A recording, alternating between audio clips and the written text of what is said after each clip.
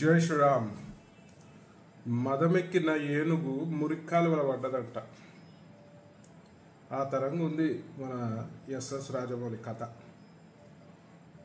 ఇవాళ ఎంతోమంది ఎస్ఎస్ రాజమౌళిని ఒక అద్భుతమైన డైరెక్టర్ అని చెప్పి అందరూ కూడా అభిమానిస్తారు. కానీ మొన్న ఒక స్టేట్మెంట్ తోటి ఇవాళ హిందూ సమాజంలో ఒక తీవ్రమైన వ్యతిరేకత వచ్చింది.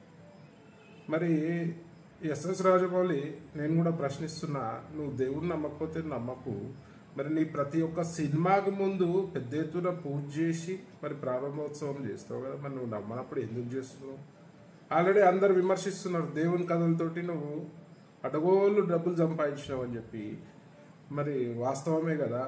మరి ఈ హిందూ సమాజం నీ యొక్క సినిమాలను చూడకపోతే ఓన్లీ నాస్తిక కుక్కలతోటే నువ్వు సినిమా చెయ్యి, ఓన్లీ నాస్తిక కుక్కలనే అలౌ చేయి నీ సినిమాలకి. మరి హిందువులు సినిమా చూడకపోతే నీ బతికేమవుతుంది, నువ్వేమవుతావు అనేది కూడా ఆలోచించాలి. నీ బాహుబలిలోనే చెప్పినావు కదా, అహంకారంతో విర్రవీగే బల్లాల దేవ లాస్ట్కి ఎట్లా పతనమైందో నువ్వే చూపించినావు కదా.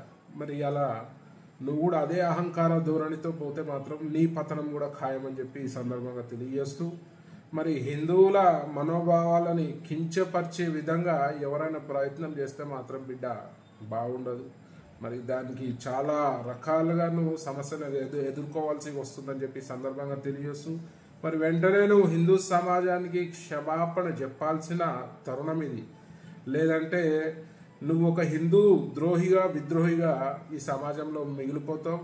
నీ ఎంత టాలెంట్ ఉన్నా కూడా పనిచేయదు. ఎందుకంటే ఒకసారి హిందూ సమాజం విద్వేషిస్తే నీ బ్రతుకు హీరో నుంచి జీరో అవుతుందని ఈ సందర్భంగా తెలియజేస్తూ వెంటనే నువ్వు క్షమాపణ చెప్పాలని చెప్పి నేను డిమాండ్ చేస్తున్నా.